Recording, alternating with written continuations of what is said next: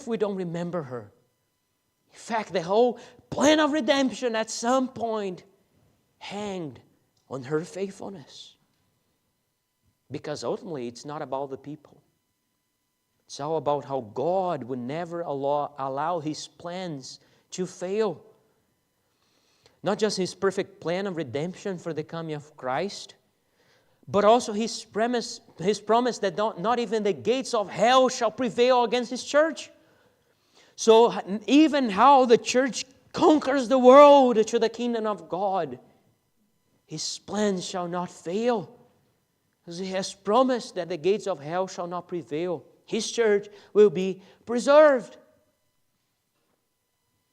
The attacks of Satan will not destroy the church.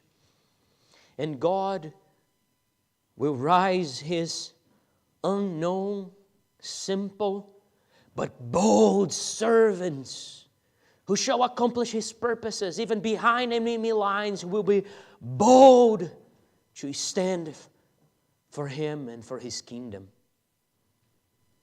Our call is not to worry about what will happen tomorrow, about what will come on our way and what might happen to us. No.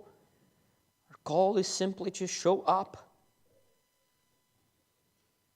To show up and trust that God is Lord, that God is Lord over the church.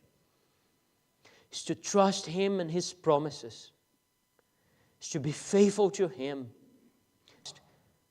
And His kingdom shall prevail.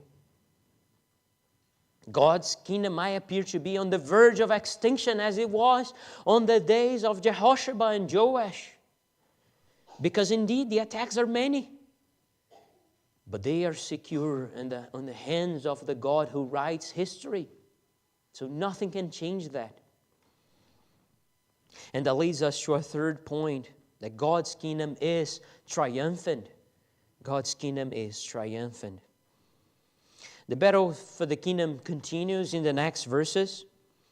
And we are introduced to another, Jehoiada, verse 4. So in 1st and 2nd Kings, we don't hear much about priests. And the first time we hear about another faithful or significant priest. We are in Judah, where the temple is still standing. So it's natural that there is a priest, different than the northern kingdom, where we only hear about prophets. Now we find a priest. Many priests were involved in family disputes and a jealousy, the desire to see who would serve more and who would get which role over the temple, but not this priest.